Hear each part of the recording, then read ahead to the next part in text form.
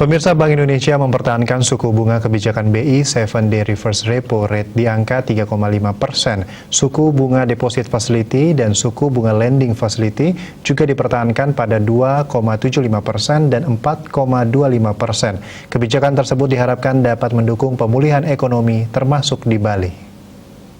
Provinsi Bali, Trisno Nugroho menyampaikan, keputusan ini sejalan dengan perlunya menjaga stabilitas nilai tukar rupiah dari dampak masih tingginya ketidakpastian pasar keuangan global, meskipun perakiraan inflasi tetap rendah. Di samping kebijakan suku bunga, BI juga mengambil beberapa langkah kebijakan. Pertama, memperkuat kebijakan nilai tukar rupiah dengan tetap berada di pasar melalui triple intervention.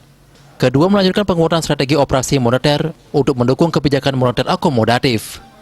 Ketiga, meningkatkan penggunaan instrumen suku Bank Indonesia pada tenor 1 minggu hingga 12 bulan untuk memperkuat operasi moneter syariah. Keempat, melanjutkan kebijakan makroprudensial akomodatif.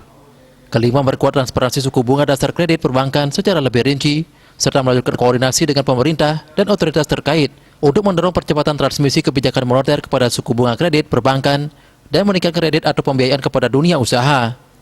Keenam, memperpanjang masa berlakunya kebijakan pricing SKNBI sebesar Rp1 dari BI ke bank dan maksimum Rp2.900 dari bank kepada nasabah hingga 31 Desember 2021.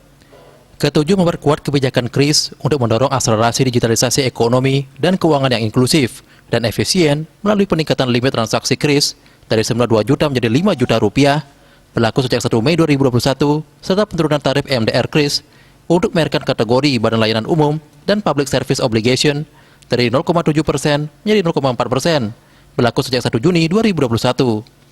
Kedelapan, memastikan keamanan, keandalan, kelancaran, dan ketersediaan layanan sistem pembayaran dan pengelolaan uang rupiah dalam menghadapi Hari Raya Idul Fitri 1442 Hijriah. Dan terakhir, memfasilitasi penyelenggaraan promosi perdagangan dan investasi serta sosialisasi penggunaan local currency settlement bekerja sama dengan instansi terkait. Pada April dan Mei 2021 akan diselenggarakan promosi investasi dan perdagangan di Jepang, Singapura, Amerika Serikat, Tiongkok, Prancis, dan Inggris. Suardike, Bali, melaporkan.